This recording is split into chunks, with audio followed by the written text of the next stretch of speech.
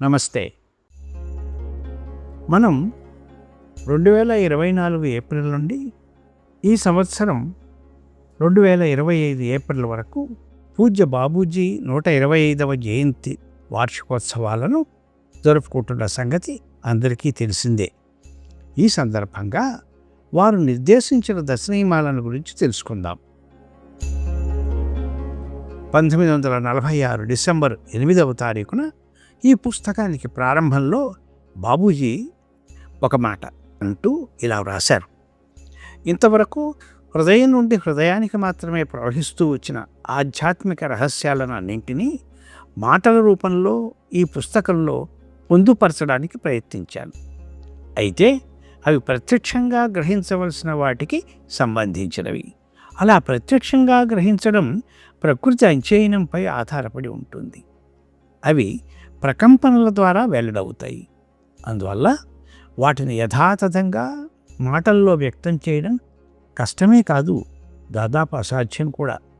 కాబట్టి భాషలోనూ వ్యక్తీకరణలోనూ లోపాలను పట్టించుకోకుండా అందులోని మౌలిక భావాన్ని అర్థం చేసుకునే ప్రయత్నం చేసి దాని నుండి లబ్ధి పొంది ఇతరులు కూడా లబ్ధి పొందేలా సహాయపడితే అది పాఠకులకు సముచితంగా ఉంటుంది. పూజ్య బాబూజీ రచించిన మొదటి పుస్తకం commentary on the 10 maxims of సహజమార్గ దశనియమాలపై వ్యాఖ్యానం. ఒక సాధకుని అంతర్గత పరిణామానికి, వ్యక్తిత్వంలో పరివర్తనకు ఆచరణాత్మకమైన మార్గదర్శిని.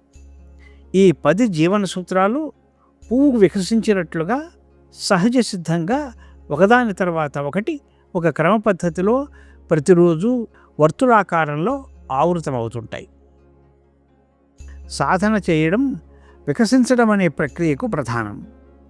ప్రతిరోజు ఉదయం మనం అదే చేస్తాం అంటే ఆ రోజు జరగబోయేదానికి సంసిద్ధంగా మన ధోరణిని సరిచేసుకుంటాం.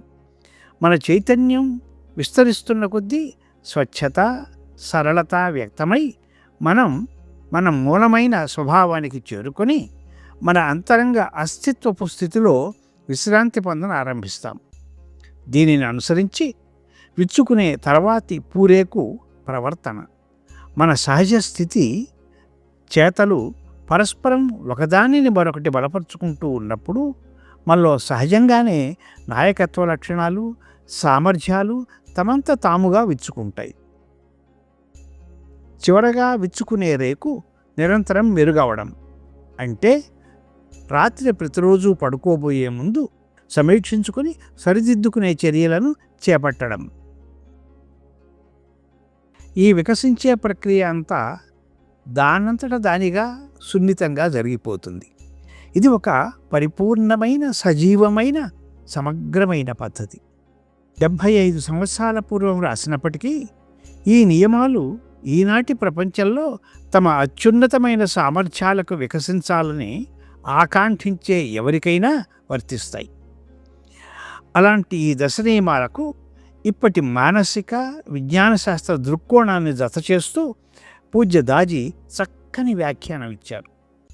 2017లో యూరోపియన్ అభ్యాసుల సెమినార్లోనూ, ఆ తర్వాత యూజర్స్ గైడ్ టు లివింగ్ అనే శీర్షికలో ప్రచురించిన వ్యాసాలలోనూ దాజీ ఇచ్చిన సందేశాలలోని ముఖ్య అంశాలను పూజ్య బాబూజీ జయంతి సందర్భంగా 10 భాగాలలో మరలా గుర్తు చేసుకుందాం.